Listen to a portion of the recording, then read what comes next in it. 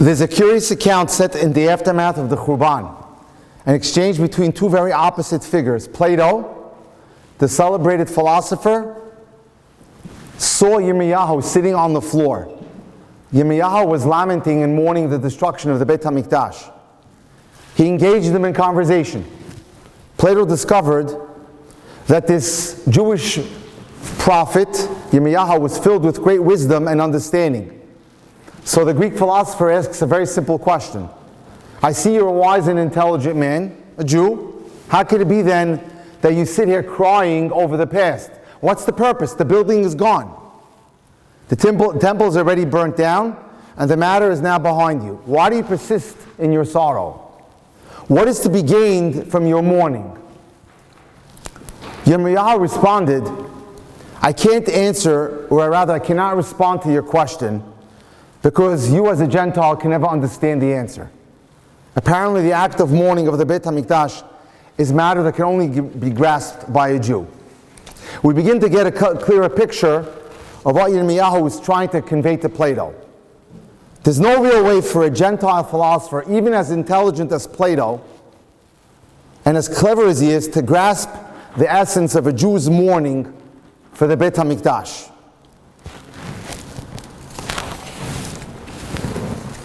A goy may be broken by the challenges that confront him.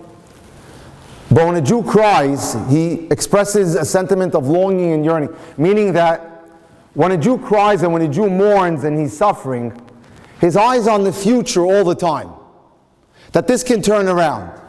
Whereas when a Gentile is broken, he's on the floor in the Bowery. He's done.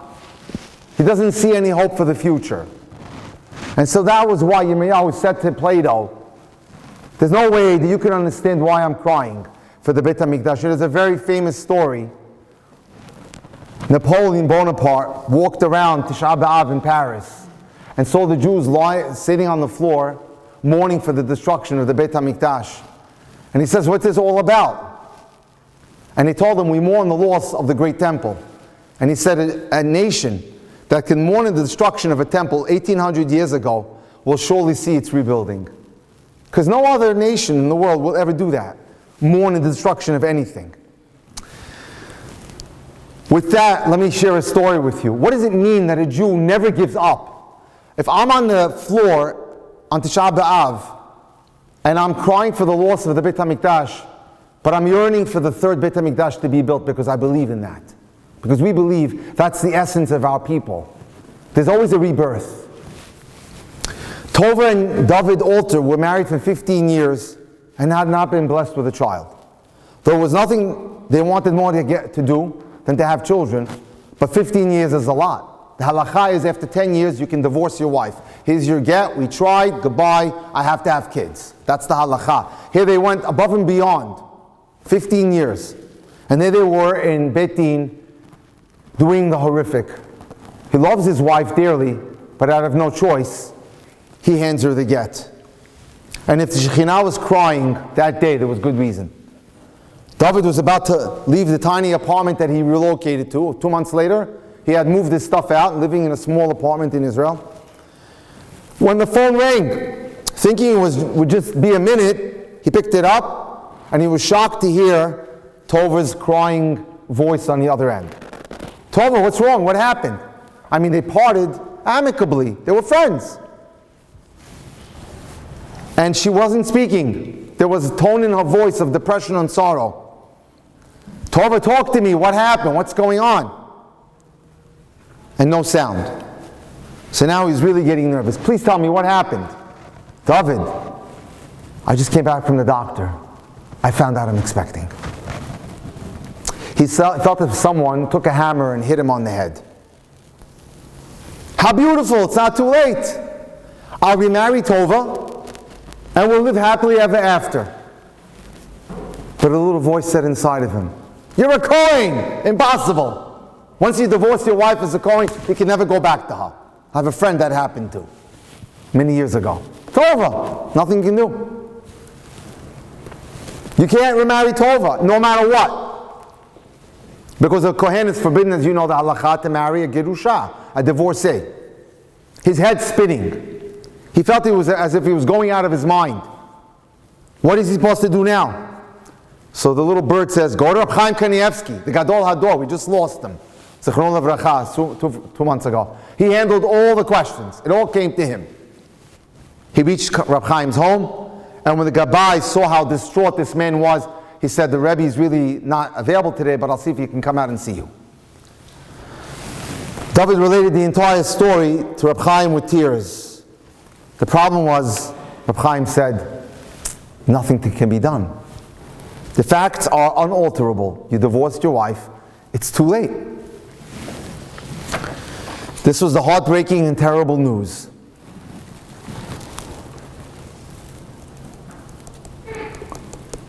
David looks at Reb Chaim and says, nothing else I can do? Go to Yerushalayim. Visit my father-in-law, Rabbi Yosef Shalom El-Yashiv. He was also the Gadol Hador, Posek, passed away at age 105. So he says, what can you do to help me? Go talk to him. Reb Chaim was no slouch, as we all know. He dealt with the most complicated questions. I can't do anything for you. Go to my father-in-law. Maybe he has an idea. So the saga continues in the home of Rabbi Yashiv, who listened carefully and sympathetically to the hapless Cohen, whose life had gone from the euphoria to near Gehenna. The Gadol said, what can I do? Gezerah min hashamayim. It's a gezerah from heaven. The pain evident on his face. You have to accept Hashem's plan. But I'm supposed to be a father. What am I going to do? So he looks at him and goes, I have one suggestion for you. Leave my house and go straight to the kotel, right now.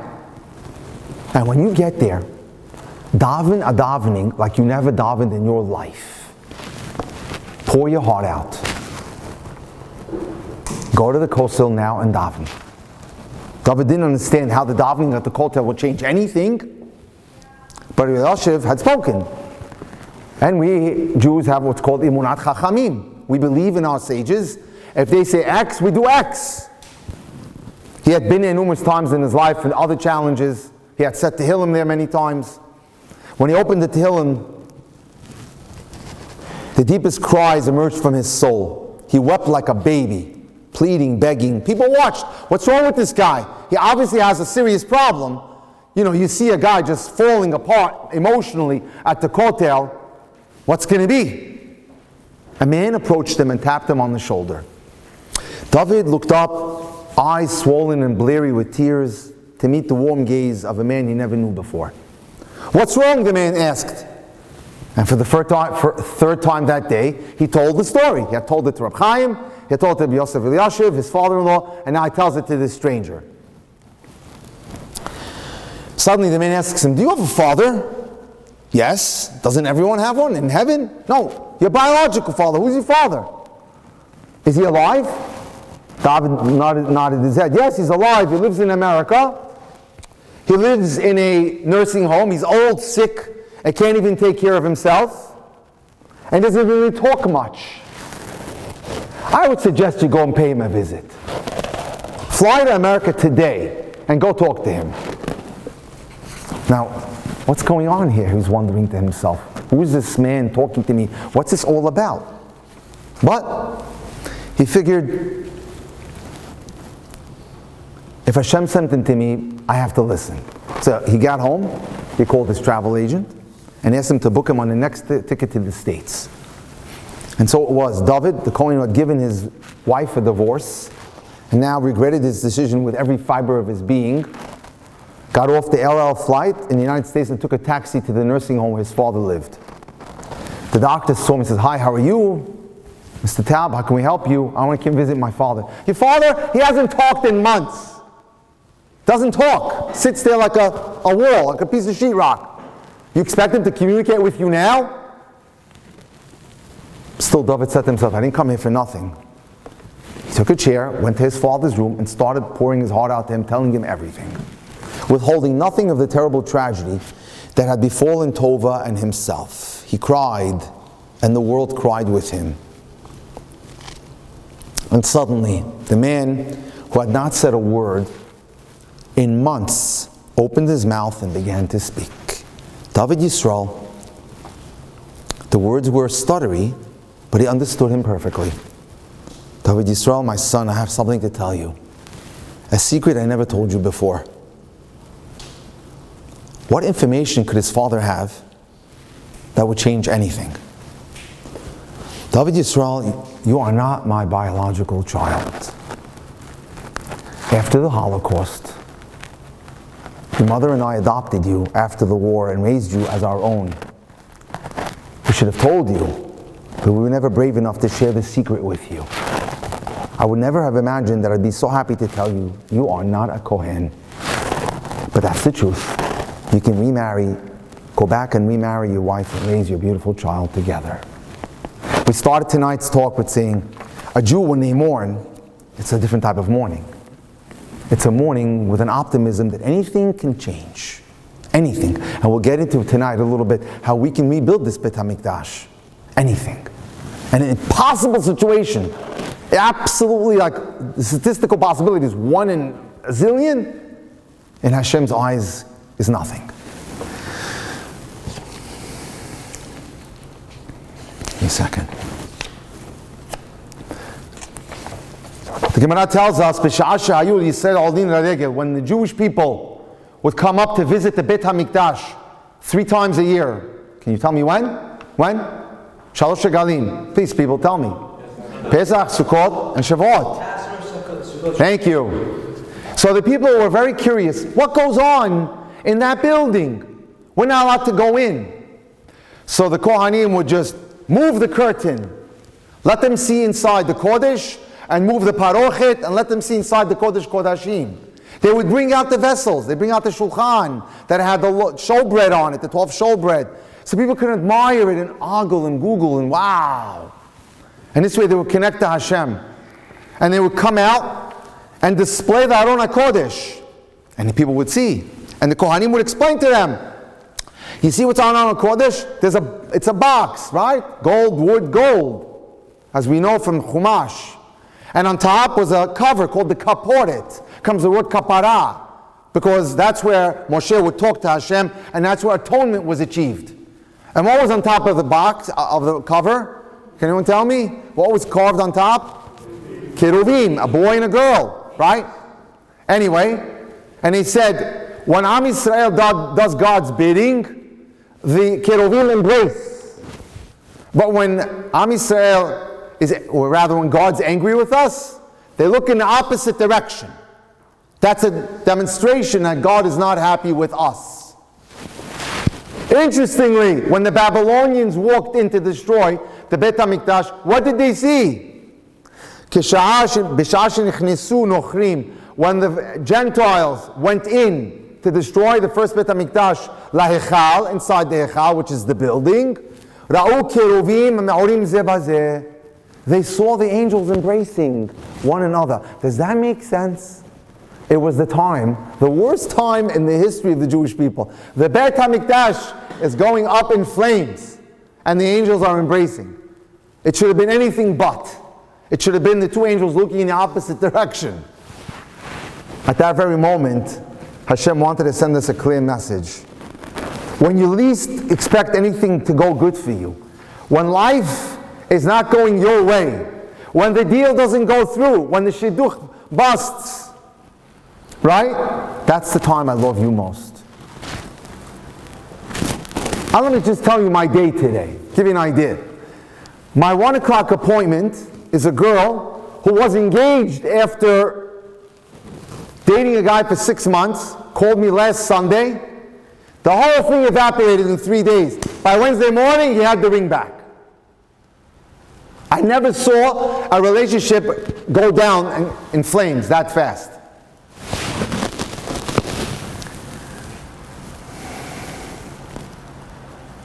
Number 2, 66-year-old man, never married.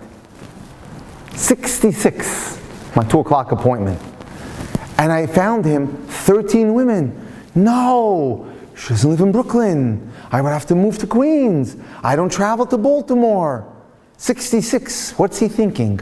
And he's a size 52 maybe. He's huge. Huge! The highlight of the day was was 3 o'clock, no, 4 o'clock. 4 o'clock was a woman who was divorced 25 years from the 5 towns, who I know for about 4 or 5 years, who told me she was dating a guy and had terrible things to say about him, but she's dating him and she sees a lot of redeeming features in him. I said, Nechama, okay, bring him in. I want to check him out. So they came in. Because she had not been with a man, I think, for 25 years, she blew up everything. The guy was a great guy. We spoke for an hour and a half. I don't know if he has Yirat Shamayim. What do you mean? He learns Baba Kama for 2 hours every night. Halavai, I should do that.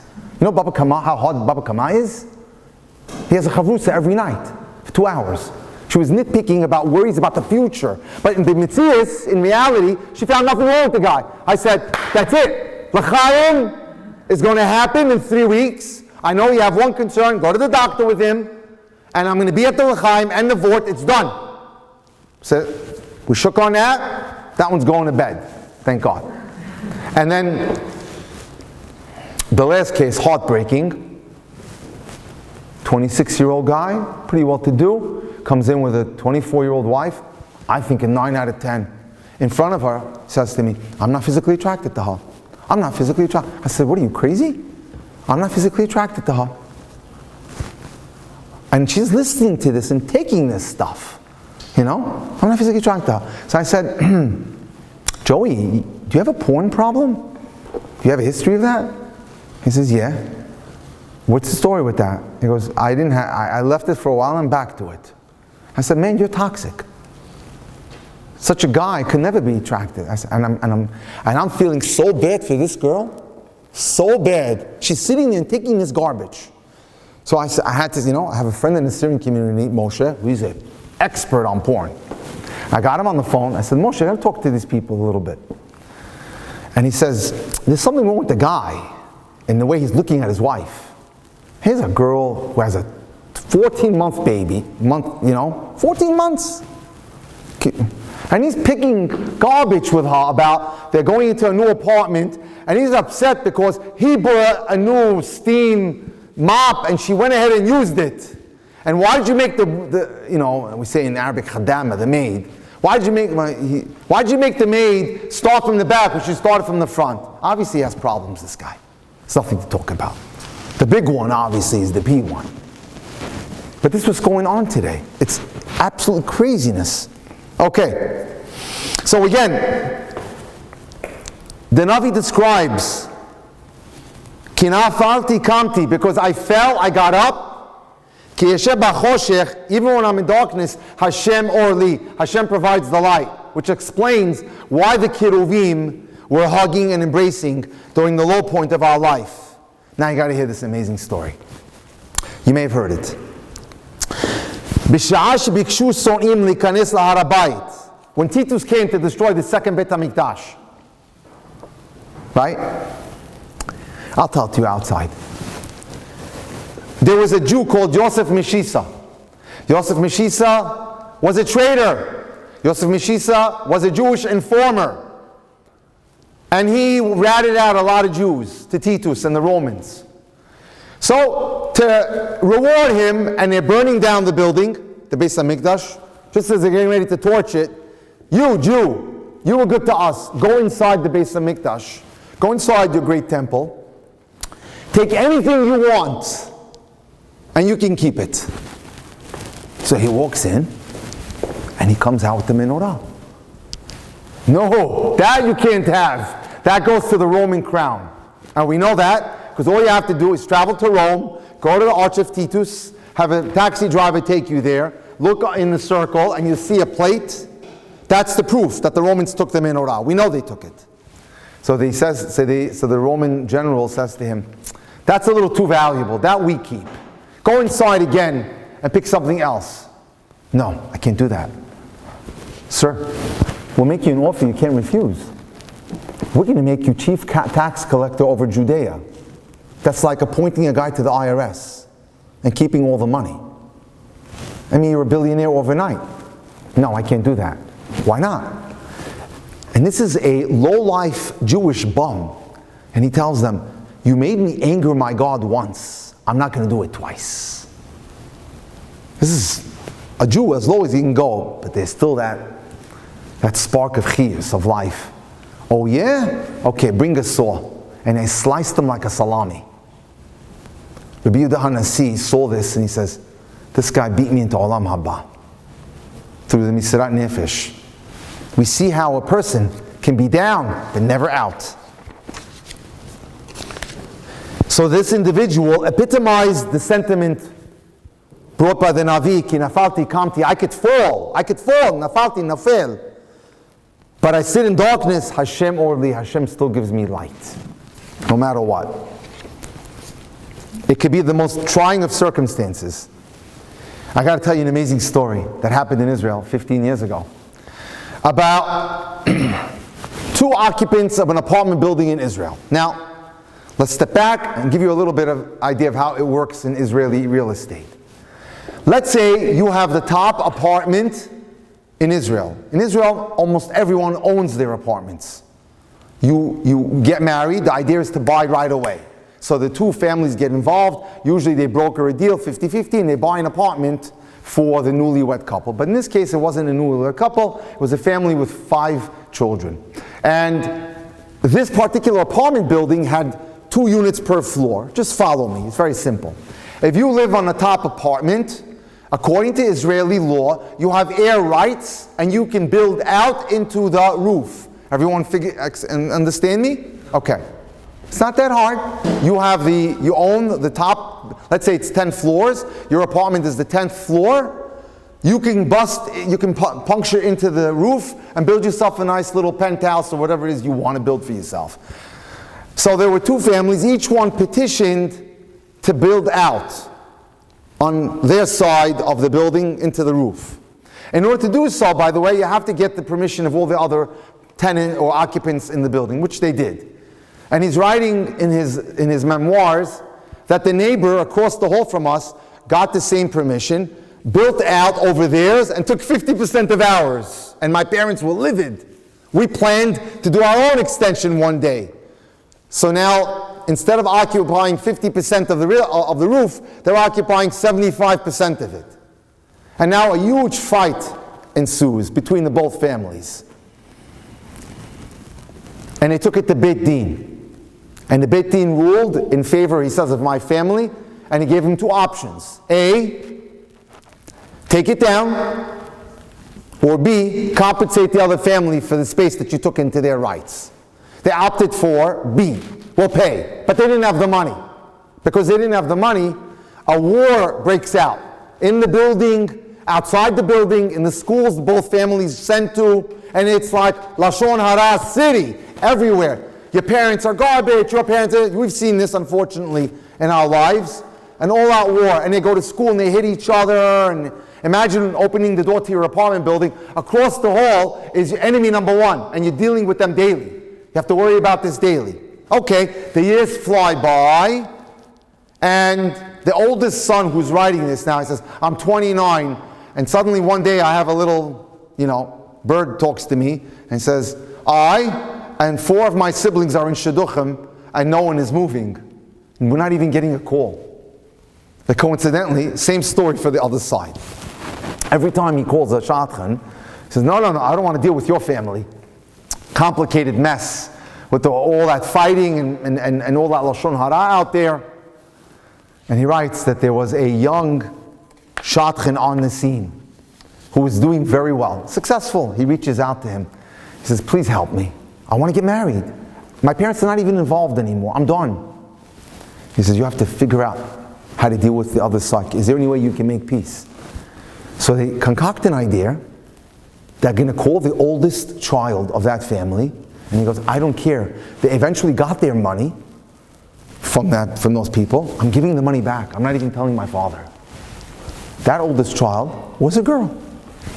And here we go, teleconference, shadchan, boy, girl. He talks to the shadchan, because it's against the law to talk to her, so ding, ding, that's how the transmission goes, right? And she's listening and he's listening, and they're trying to negotiate after a few weeks, and he says, I'll give the money back, just let's have peace, for the sake of everyone getting married.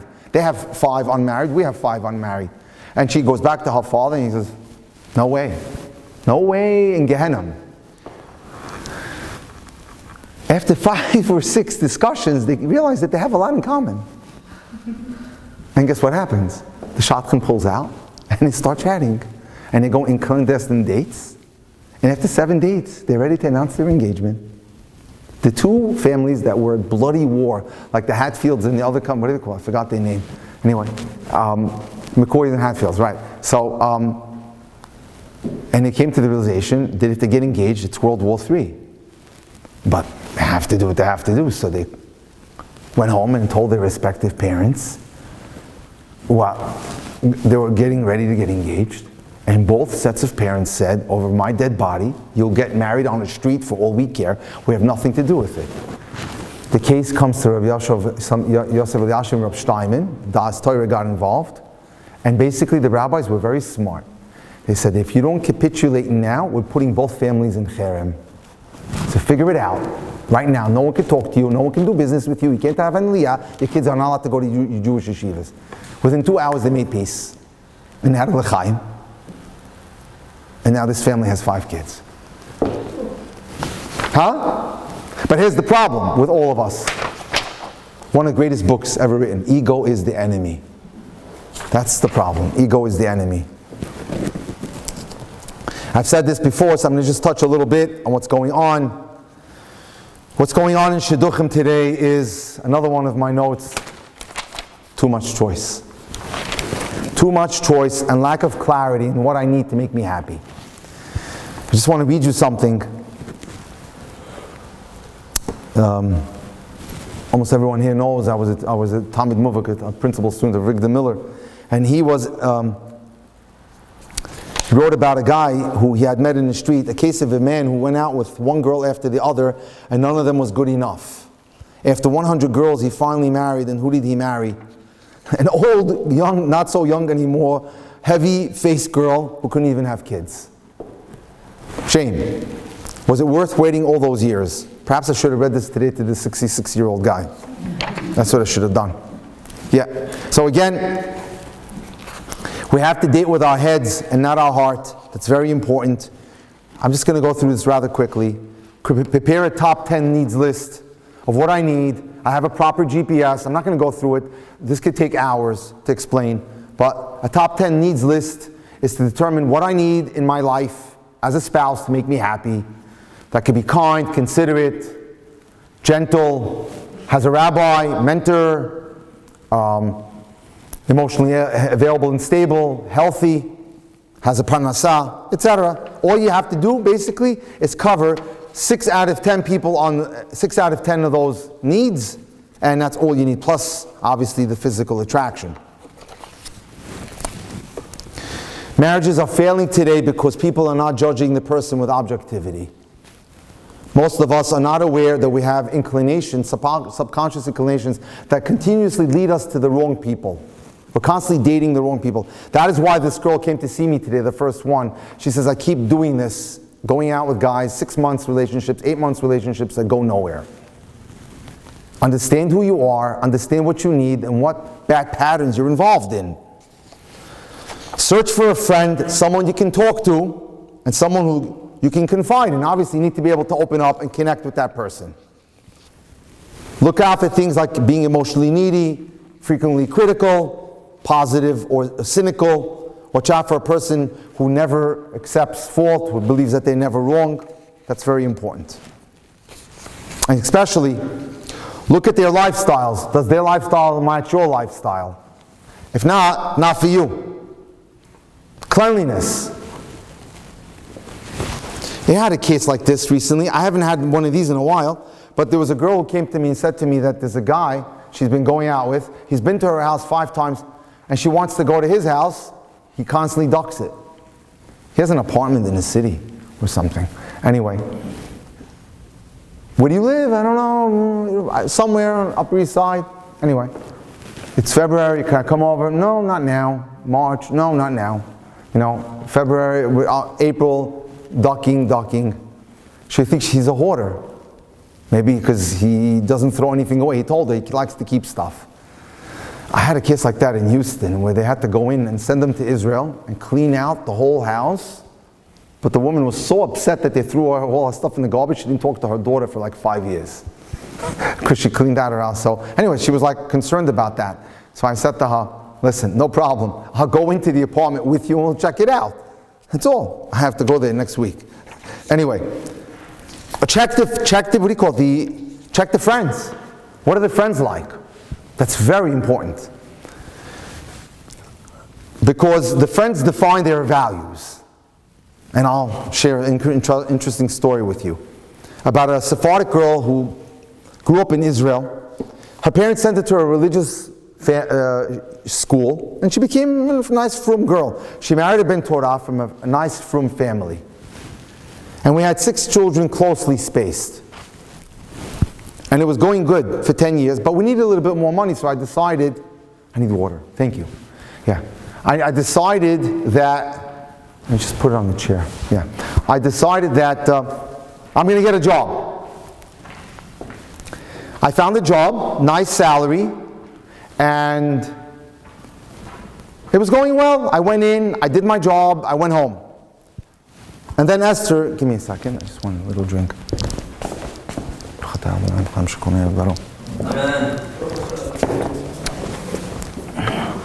Okay. Esther was a non-religious woman in her 50s, a kindly soul who acted like a mother to all the young women in the office. It's a fascinating story. She had no children of her own. As a matter of fact, she never got married. I became good friends with her. And don't ask me how, but she drew me into her world. I am not here at all to create divisions between religious, not religious. That's not the intent of the story at all. But just simply listen to what happened here. She didn't preach against religion. She simply told me about her life. And it wasn't exactly a glamorous life. She told me about her life. We became friends. We started doing coffees together, doing coffee break and lunch. After a couple of years of this, my hashkafa became completely rotten. Secular books, music, and movies became part of my life. I would spend hours discussing this stuff with Esther. At home, I continued playing the role like a robot.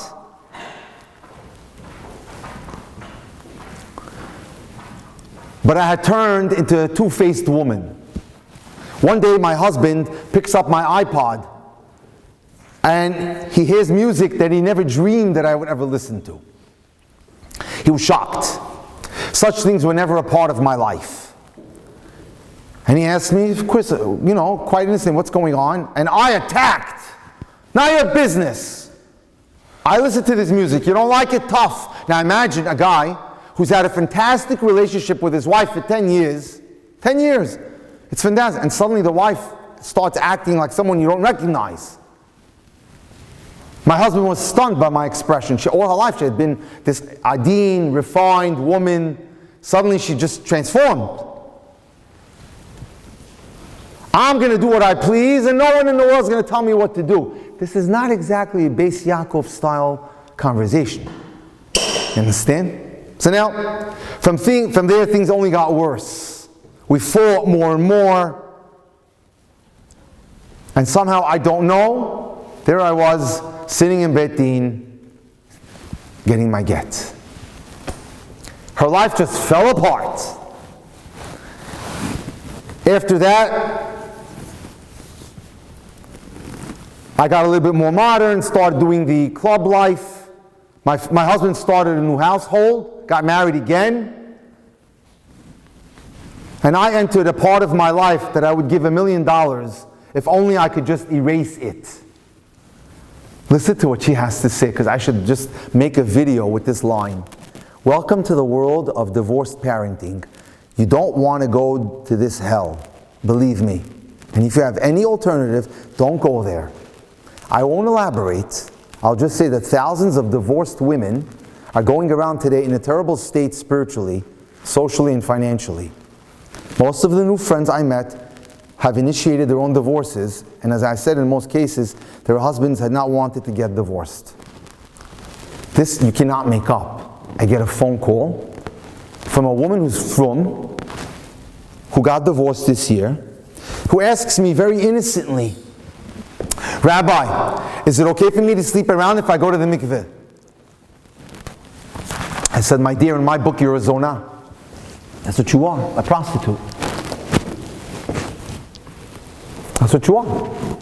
Thank you, Rabbi, for telling me. Anyway, so we see that this testimony to this stuff.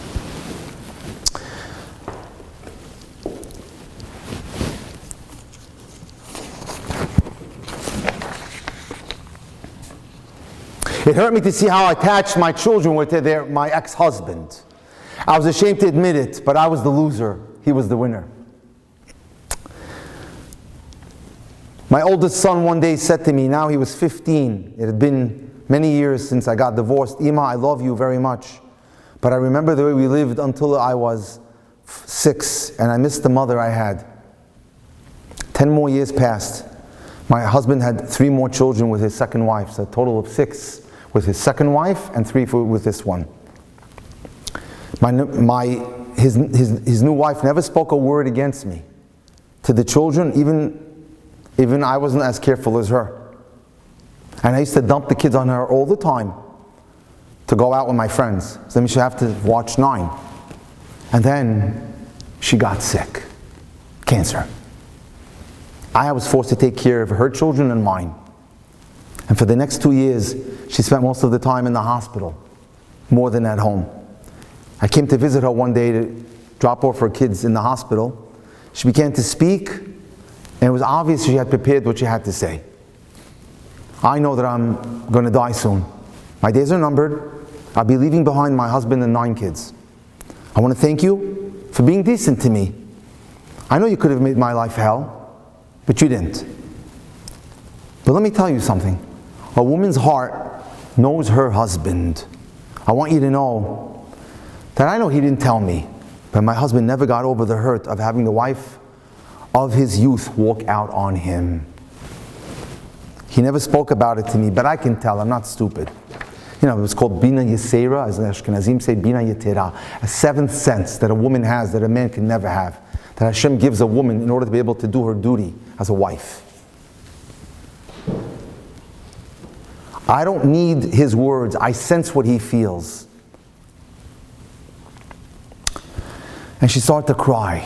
And she said, I want you to do me a favor. I would like you to remarry him after I leave this world. I didn't answer her. I couldn't. I was overwhelmed by her nobility. I embraced her as we cried together. And the next week we received the news that she had returned her soul to her Creator. I attended the funeral, the Levaya, and during the Shiva I provided meals for my ex-husband and all the kids. After the Shloshim, a messenger came from the btwn and told me that the deceased had left a tzava'ah. Tzava'ah means a will.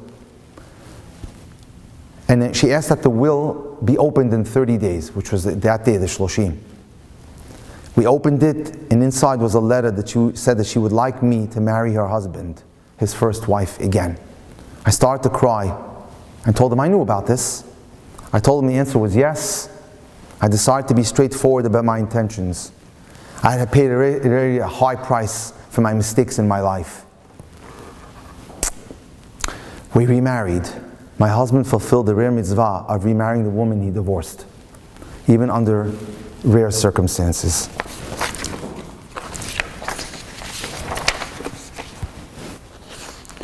Make sure you could love the person the way they are, because your job is not to change them. You can't change anyone, just yourself. A little bit more about, we'll finish up with the theme of Tisha B'Av. Hazon Yirmiyahu. This week's Shabbat is called Shabbat Hazon. Next week is Shabbat Nachamu. Nachamu means be consoled, O Israel, be consoled. This is called Shabbat Hazon. Shabbat Parashat Devarim is called Shabbat Hazon. Why is it called Hazon? It starts the Haftarah. Hazon Yirmiyahu, the vision. Hazon means vision. The vision of Yirmiyahu, Ben Amos, the son of Amos, that he saw the vision of the destruction. He was prophesying the destruction of the Beit HaMikdash. And the question we ask is like this. Why would we want to emphasize the name of Shabbat, Hazon, after something which talks about punishment to the Jewish people? Why would you want to associate the Shabbat with punishment? And the answer is fascinating, because if you go for the next sentence, you'll see why.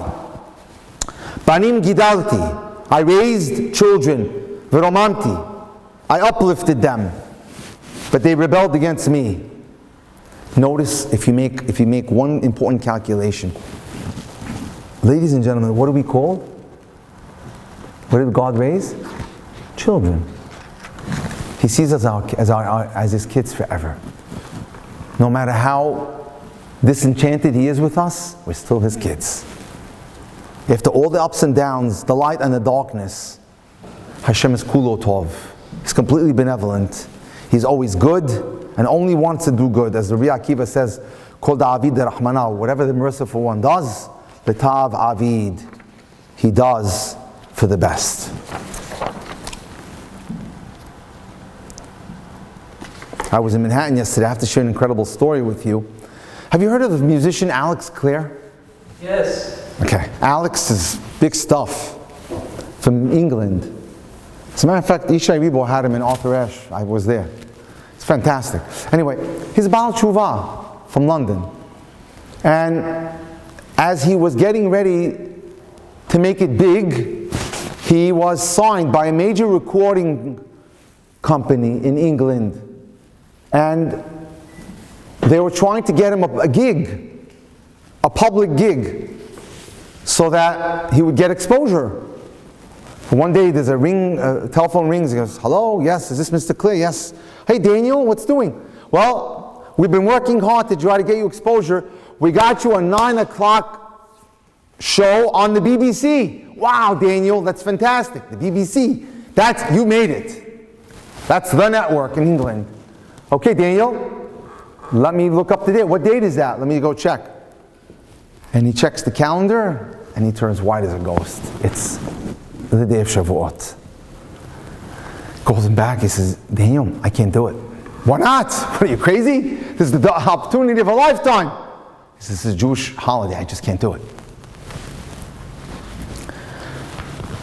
You should rethink this. So just perform one night and then you go back to your Jewish stuff. No, I can't do it. If that's the case, Mr. Clare, we can't represent you. This is not going to work out. And he hung up the phone with a heavy heart, but he knew that he had done the right thing. He said, you know what? Talked it over with his Rebbe. He says, it's a good idea. Maybe you want to jot off to Israel. Sit and learn, relax in the old city, tune into Hashem. He comes to Israel, and him and his guitar, and he's learning and he's growing. He thinks about the what if and the what if. One day, it's after learning. He's been there now 6 months. And he gets a phone call. Mr. Clare? Yes, who's this? My name is Jeff Longhorn. How can I help you? I work for Microsoft. We heard your song. We're going to use your song on Microsoft Windows. We want you to sign a contract for 2 years. The board has already approved it. Mr. Longhorn, you got it. It climbed to the #1 charts. His song in Europe. Hashem is kulo tov. You got to know something. You make a misirat nefesh, and it hurts, right? Because you don't go in on Shabbat, or you don't do something you shouldn't do. God knows, and He has something waiting for you. He's just waiting to see how you react. Let me close with this. Mikdash Rishon, the first temple, why was it destroyed? We know 3 sins. Gilui Arayot, Shvichut Damim, Avodah Zarah. Gilui Arayot, adultery, murder, and idolatry. And the second one, why was the second one destroyed? Sinat Chinam, baseless hatred. Interestingly, I saw a question that I never saw before this week by a Hasidic writer called the Nesivas Shalom. It's fantastic, by the way. It comes from what's called the Slonim or Hasidim. He says, it makes no sense to me. The 3 sins of the first Beit HaMikdash are sins that are so bad that you're supposed to die but not do. If someone tells you, go over there and worship Buddha, or I'm going to kill you, you're supposed to get killed but not do it. Right? Or murder someone, you're supposed to die but not do that. So they seem to be three very serious sins. Yet the Beit HaMikdash was restored in 70 years. The second one, which is baseless hatred, I'm allowed to hate someone. I'm not gonna get killed. I don't have to give up my life for it. We're still suffering from it. Why? It seems that the sins of the first Beit HaMikdash were far worse. They're the three sins that you're supposed to take your life and not do. So what gives? So there's a Rabbi from Syria, it was called the Saba Kadisha. He answers it magnificently. He actually moved, he was a big Mikubal. He moved to Yerushalayim when he was like 100 and he lived to 106. There was a Hasidic Rebbe called Minchas Eliezer who came to Israel. And the word was, before World War II, if these two guys meet up, Mashiach comes. And it never happened. The Minchas Eliezer never made it from Poland. But anyway, look what he writes.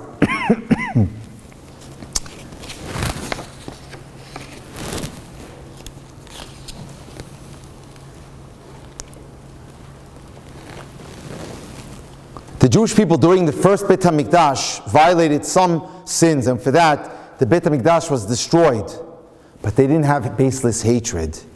They still had achdus, big word, unity. Unity is very big in God's eyes. You can do sins, but if you guys like each other, it's okay, I'll give you back the building. Disunity and you do mitzvot, I'm not interested.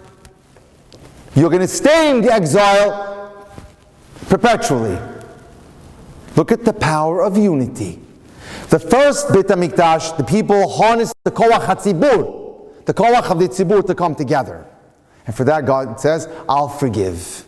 You can have the building back. The second Beit HaMikdash, where they did mitzvot, but there was no unity, there was this backstabbing, lashon hara, you did this, he did that. The Shekhinah said, I'm sorry, not interested. Don't want to come down and make my home with you people. And that's why we suffer until today. Let me just cite a small little story about a boy named Elimelech who had gotten engaged to a girl named Dasi. And they had a beautiful party and everyone from the town came. And as Charles Dickens says, it was the best of times and the worst of times. 2 weeks had gone by when suddenly Mr. Ingber, the Dasi's father, gets a phone call from the boy. Mr. Ingber, hi, how are you? Yes, Shalom Aleichem, what's going on? He says, I need to talk to you. Okay, so tell me, what's up? What's bothering me? No, we need to talk face to face. And he says, okay, why don't I meet you for coffee? So they met at a coffee house. What can I get you, young man? Cappuccino, okay? Yeah, orders a cappuccino for him. And Elimelech is silent for a few minutes. And then he hits him with the bomb. Mr. Ingber, I can't go through with it. I'm breaking the engagement. The guy felt like someone had put a sledgehammer on his head. The father of the girl.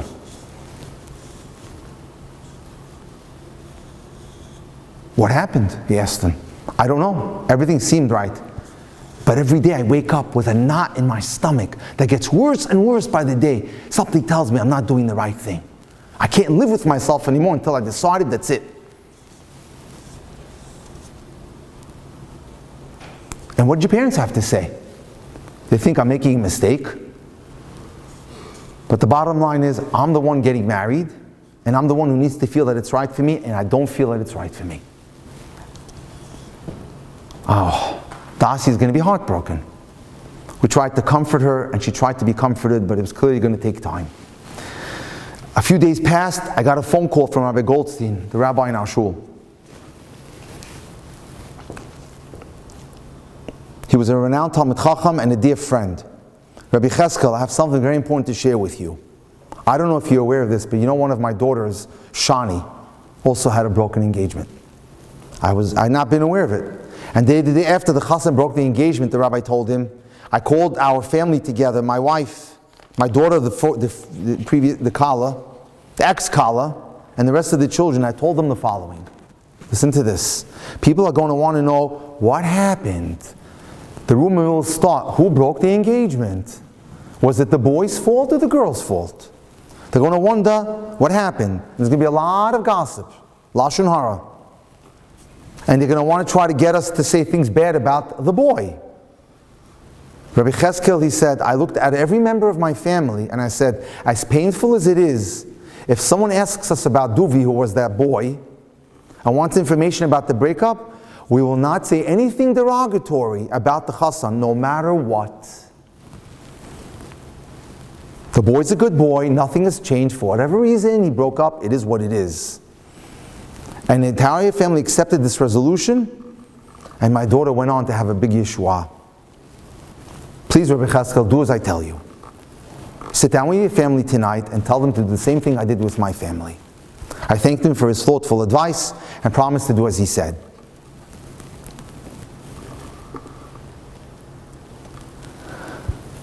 A few weeks after the breakup, a shidduch was suggested for Dasi with a fine boy by the name of Yechiel Eisenberg. They met a few times. After about 5 or 6 more dates, they were engaged. But here's the kicker. Dasi and Yechiel were engaged on the 24th day of Elul, which some of you may not know is the Yortzat of the Chafetz Chaim, the man who wrote and spent his life pushing the theme of no lashon hara. Thank you so much for coming tonight. It was wonderful to be here and inspire all of us.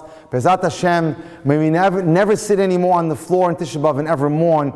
And may Hashem answer our tefillot, and we should speedily greet Mashiach Tzidkenu with the Bet Mikdash Shlishi B'Meh B'Amen. Amen. Thank you.